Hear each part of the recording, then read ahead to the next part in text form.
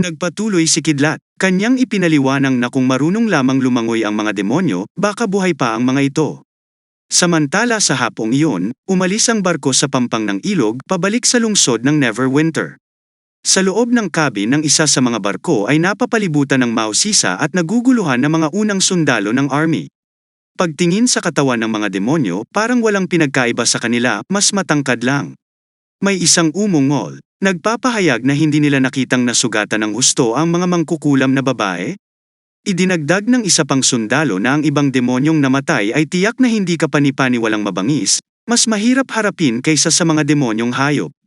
Maging si Lady Anna ay muntik ng mabiktima. Iniisip ang lakas ni Lady Anna. Natahimik ang mga sundalo, kaya naman naging maingat ang mga babae ng mangkukulam, pinuputol ang mga paa ng mga demonyo.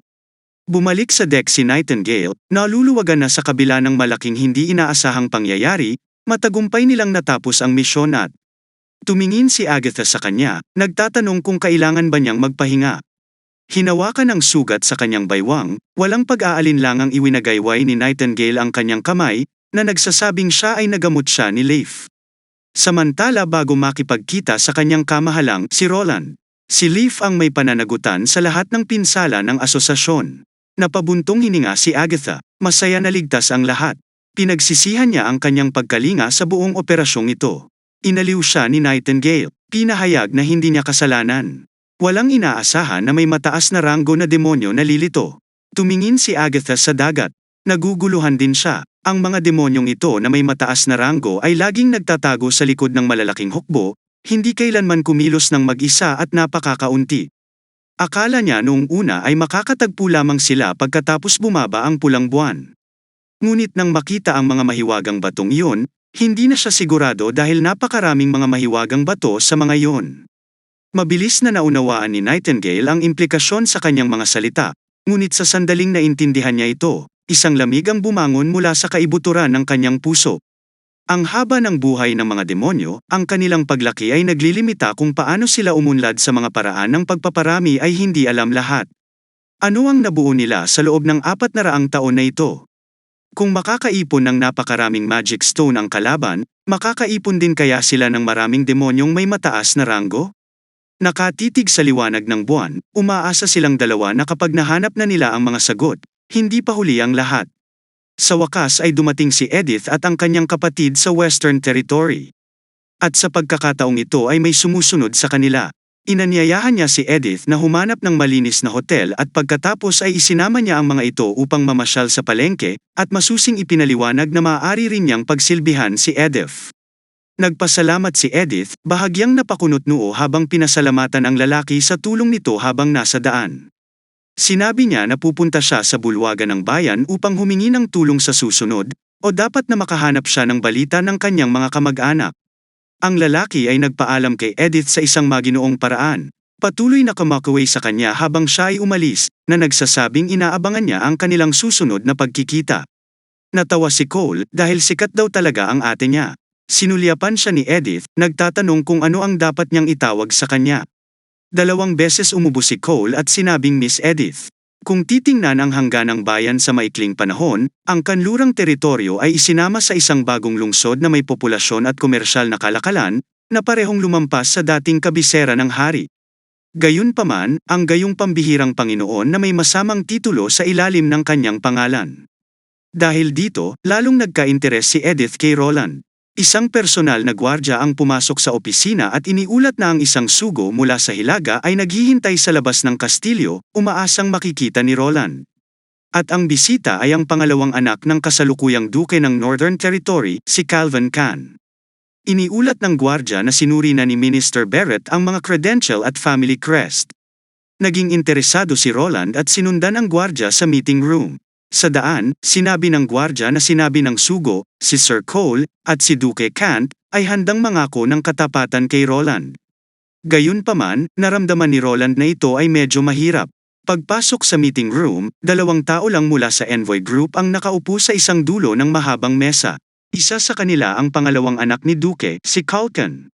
Ang isa naman ay bahagyang nagliwanag ang mga mata ni Roland. Siya ay isang babae na may magandang hitsura.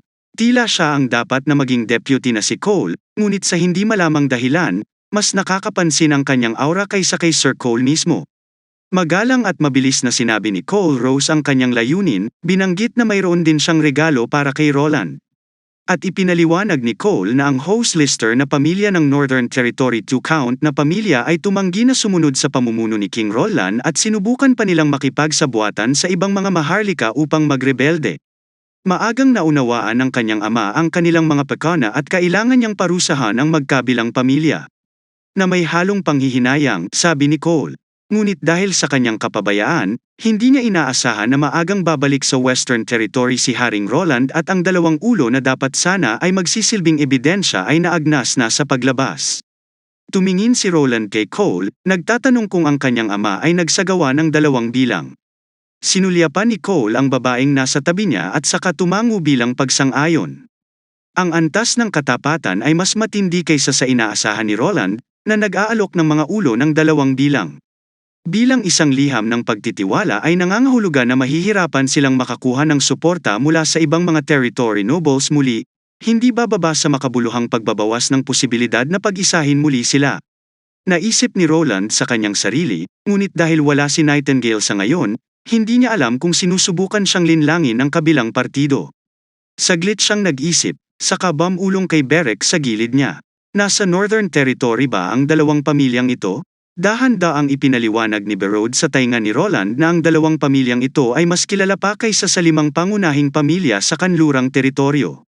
Gayunpaman, ang pamilya ka ng Duke ay lumitaw ng kitang-kita 50 taon na ang nakalilipas. Sinabi ni Barrett hindi niya inaasahan na pipiliin ni Timothy ang kanilang pamilya bilang pinuno ng Northern Territory. Kahit na ito ay maglaman ng iba pang 2 pamilya, kung may malaking pagkakaiba at lakas, magiging mahirap na gampanan ang nararapat na papel nito at madaling magdulot ng kawalang kasiyahan sa mga itinatag. Parang dapat totoo yung sinabi ni Cole. Bulong ni Berode. Ito ay may kaugnayan sa karangalan ng maharlika. Kung papayag si Roland na tanggapin ang kanilang katapatan at ito ay lumabas at mapatunayang isang kasinungalingan, ang Northern Territory ay unang mahuhulog sa kaguluhan. Ngumiti si Roland kay Cole at nagpahayag ng pasasalamat sa Duke. Ang pagtataguyod ng maharlikang karangalan ay tungkulin ng bawat maharlika at maayos itong ginawa ng ama ni Cole. Bukod dito, nakuha ng 2 bilang ang nararapat sa kanila at hindi papanagutin ng kaharian si Duke Kant para sa kasalanan ng ibang tao.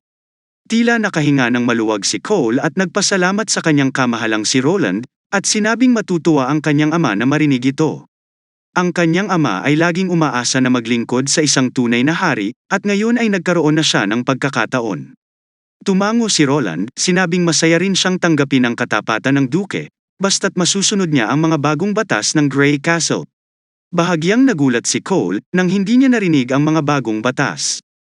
Ipinaliwanag ni Roland na aalisin niya ang ilan sa kapangyarihan ng mga maharlika.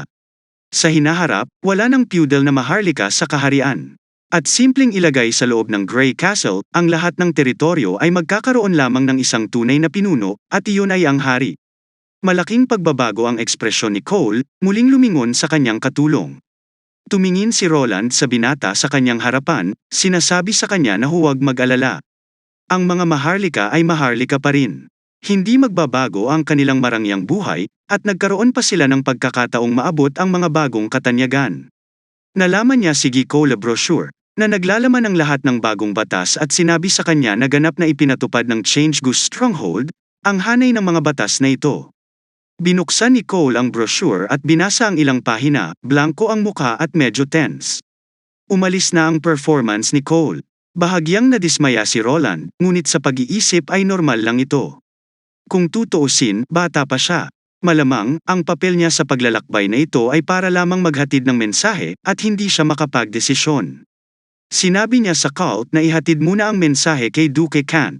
At bago makakuha ng tugon, maaari siyang manatili sa lungsod ng Neverwinter at maglibang sa paligid para sa kanyang sarili. Nag-aalalang tumingin si Cole sa babaeng katabi niya. Hindi nagsalita ang babae. Pagkatapos ay tinapak siya nito sa likod. Naisip lang ni Roland na dito na magtatapos ang usapan.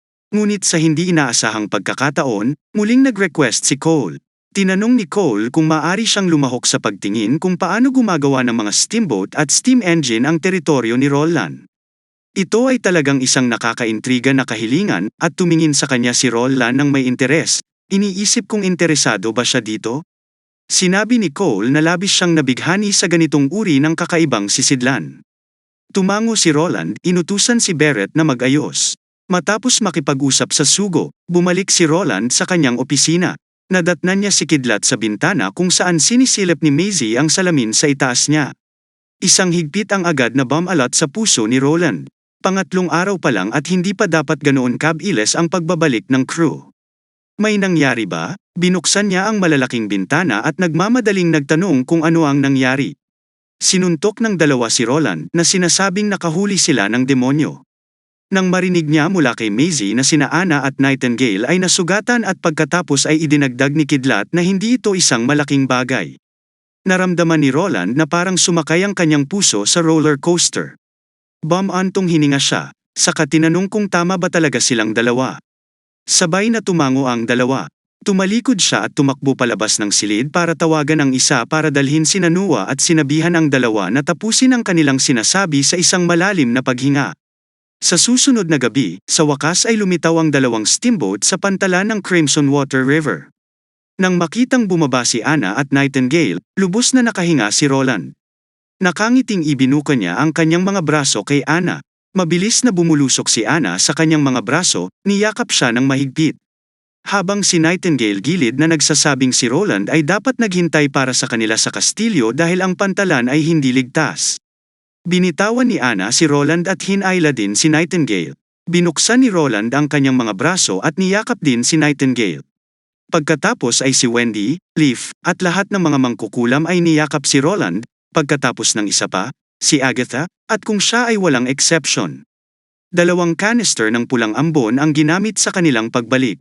Ang isa ay nasira sa labanan at ang natitirang mga supply ay maaari lamang tumagal hanggang sa susunod na gabi. Kung tatangkain ni Agatha na lumikha ng isang eksperimento ng mahiwagang selyo, dapat itong magsimula bago magtanghali sa susunod na araw. Nagtanong si Roland tungkol sa mga nakamamatay na epekto ng pulang ambon sa mga mangkukulam. Tinanong kung paano babaguhin ni Agatha ang mga canister. Itinuro ang lalagyan sa isang gilid, ipinaliwanag niya na gusto niyang tumulong ang mga ordinaryong tao sa pagkonekta sa mga tubo, at ibinalik din niya ang mas maliliit na storage canister na yon, na maaring maging kapaki-pakinabang sa hinaharap. Tumango si Roland. Sumunod, lumingon siya kay Breeze at tinanong kung kaya niyang kontrolin ang demonyo na gumamit ng magic power. Sagot ni Breeze, ito ay dapat na posible. Pagkatapos ay hiniling ni Roland kay Noah na tumulong sa pagkakabit ng mga paa pabalik sa demonyo.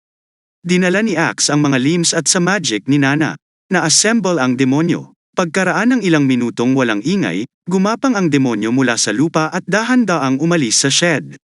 Ginamit ni Breeze ang kanyang kapangyarihan at sa ilalim ng kanyang kontrol, ang mga nilalang ay tumayo ng tuwid lahat. Habang nananatiling nasa ilalim ng kanyang kontrol habang ito ay lumabas sa cabin ng barko. Iniulat ni Leaf na handa na ang larangan ng pagsubok. Humawak ng mahabang patpat ang demonyo. Ito ang sandata na ginawa ng demonyo. Namaga ang braso nito at nagbuga ng mahinang dilaw na liwanag ang magic stone na nakapaloob sa braso nito. Pilit nitong inihagis sa target. Isang puting anino ang dumaan at isang malutong na humuhuni na tunog ang nagmula sa baluti sa di kalayuan.